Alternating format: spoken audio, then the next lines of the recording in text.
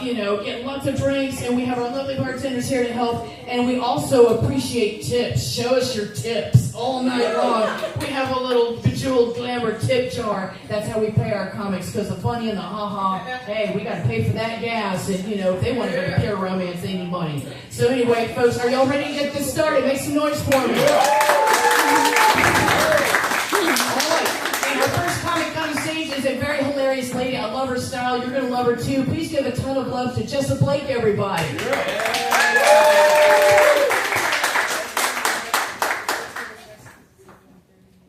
Hey, can I get a big old hell yeah? Let's give it up for the dress. The good guys are Yes. I want to give y'all one guess to who bedazzled all of this shit on stage. You. Absolutely.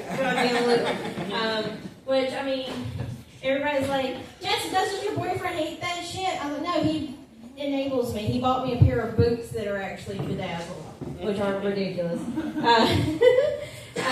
My name is Jessa Blake. It's just Jessica without the ick. My titties are pushed up so high to the heavens tonight. They're so close to Jesus. This is now a revival. Going back to what Crabble said about kinky sex. Am I the only one here that hates boring sex? Like, I want choreography involved. I want to come in like 5, 6, 7, 8. I want to roll in. I want to tumble in like the Rancho Carne Torres.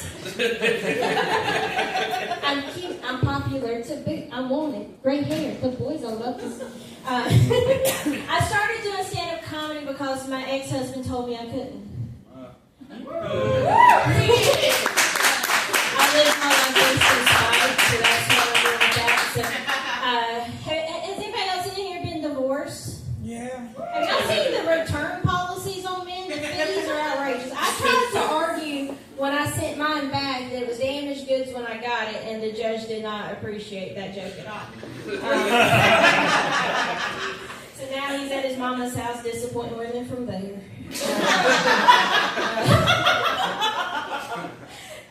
But everybody's like, Jessa, why don't you and him have kids? I was like, they would come out with a goatee and a pack of Camels, and I didn't want to put that type of evil out into the world.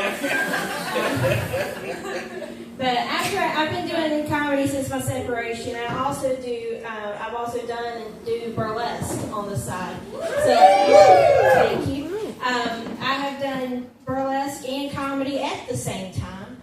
I'm known as Tits and Giggles. My burlesque name was Vesper Divina. So Vespers are the last rites in Catholicism.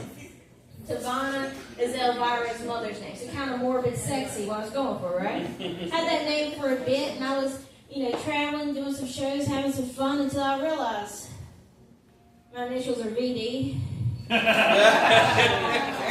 So my performances are contagious.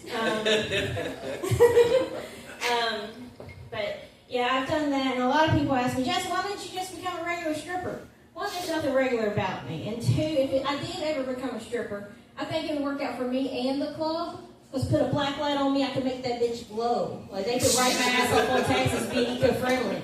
Like, the more you see of it, the paler it gets. By the time you get to the hoo-ha, it's like looking into the Ark of the Covenant. I'm just melting men's faces off. So, like, my titties won't be the only religious experience you get.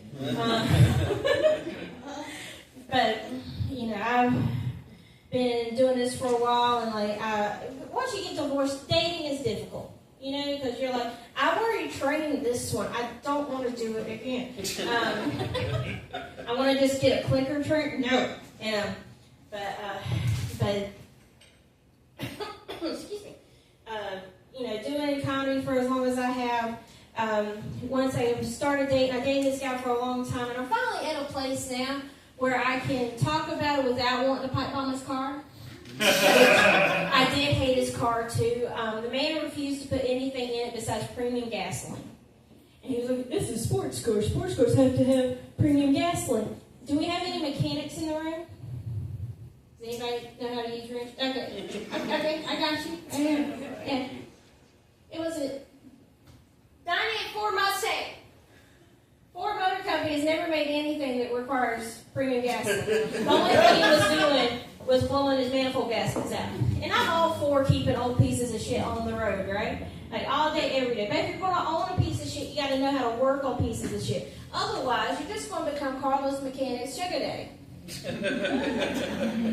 But don't get me wrong, he was a beautiful man, 6'1". He was the kind of brother you just wanted to oil up and show off, you know, just the kind of man that didn't know a goddamn thing about plumbing, but you were fine with it. Like, the only thing he could do was lay pipe.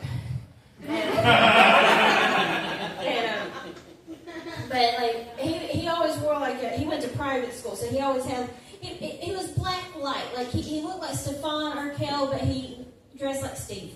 He always had like a polo shirt and like the zipper vest thing. So like when we were out and about, me and him would be together and it looked like he was taking his lesbian out for a walk. So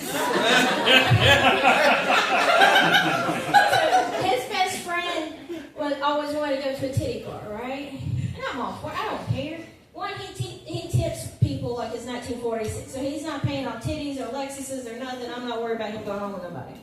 Two, my only rule is if a man of mine wants to go to a titty bar, just tell me which one you're going to. I just need to confirm I don't have a relative working there. Which honestly, that's a favor to you. Because if you come back to my house, describing my win to me, one, I'm going to be pissed. Two, you're going to see C-section scars and stab wounds. So, but, some people will ask, Jess, speaking of titties. Sorry, I have the attention span of a feral crystal meth. I'm back over here now. Cha-cha slap. To the left. But speaking of titties, he was convinced that all of my back problems were because I didn't own a bra that properly fit me. Like I hadn't gone to a place and got like the proper titty algebra to get them fitted properly. And it didn't matter all the broken bones I've had, all the times I've flown through walls, rodeo, the time I was shot. None of that mattered. It's just my titties were not in their properly assigned seats, and that was what was causing all of my back problems.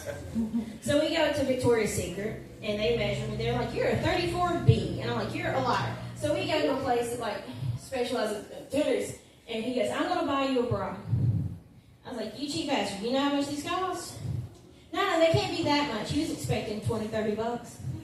It was $97, and I was like, this takes scaffolding. This takes like a park ranger and like management and supervisors to hold up. But a lot of people tell me I need to date biblically. And one, I'm not really fucking sure what that means. I didn't even get married biblically.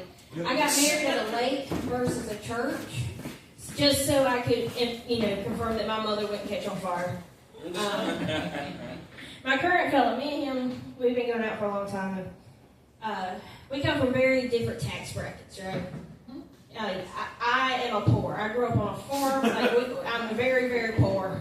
And like people that have educations, they either, they don't sound like this unless they're Doug Dimmadome. And so,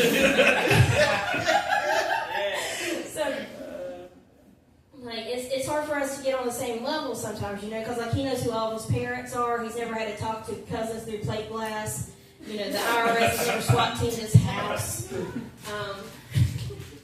And it's like I don't let him decide like construction things anymore because he takes so long to do anything like house chores. He wants to add 87 steps to everything. I was like, I've been doing this since '94. We need to hurry this up. And he likes to say things like, Jessa, you're only fast at house chores because you were beaten as a kid. You go pick out a switch. Let's hurry this shit up. I'm not about hitting him. And like sometimes I do want to beat the shit out of him with a lead pipe, but our entire house is plumbed with PVC, so like I think we're going to have to settle for a skillet. But it's just some things. It's just hard for us to talk about. And like I know I come from a pretty white trashy family, and like my dad, like I didn't meet my real mom until I was 17. So like growing up, Mother's Day was just him going to a wet t-shirt contest to find me another one. When I did meet my mom, we were at Thanksgiving and we were going around the table talking about, like, she was like, I want everybody to say something you're thankful for. And I told him I was thankful I didn't have to draw on my eyebrows, and then she hit me with a plate. That's what you get for not paying child support for.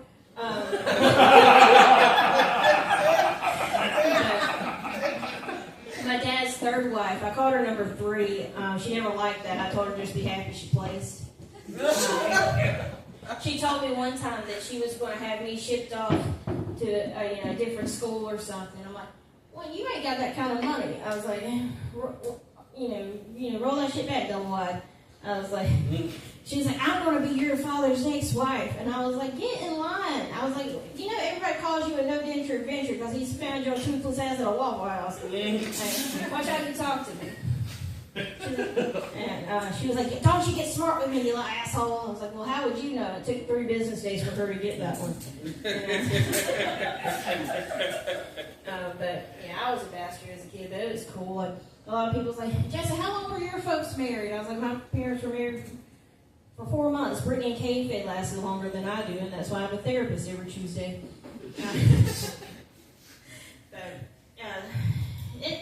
Being raised in a white trashy area isn't too bad until you need a doctor. Because, they don't want to take you to the hospital if everybody got warrants,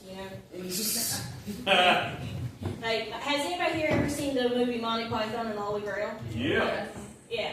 Okay, so, the rabbit at the end of the movie, and it kills everybody, the beast? Well, my grandpa, his favorite flavor was methamphetamines, and he runs outside and catches a rabbit to kill the evil. He brings it inside and puts it in the oven.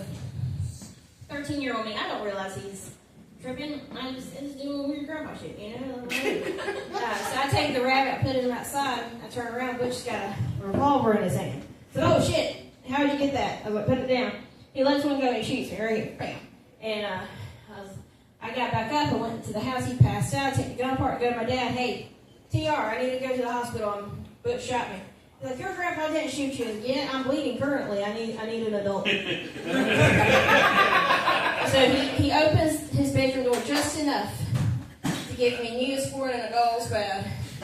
So, nobody can tell me a goddamn thing because I've walked off a gunshot wound. All right, I want to give this back to Cabell, everybody. I hope you guys have a wonderful day.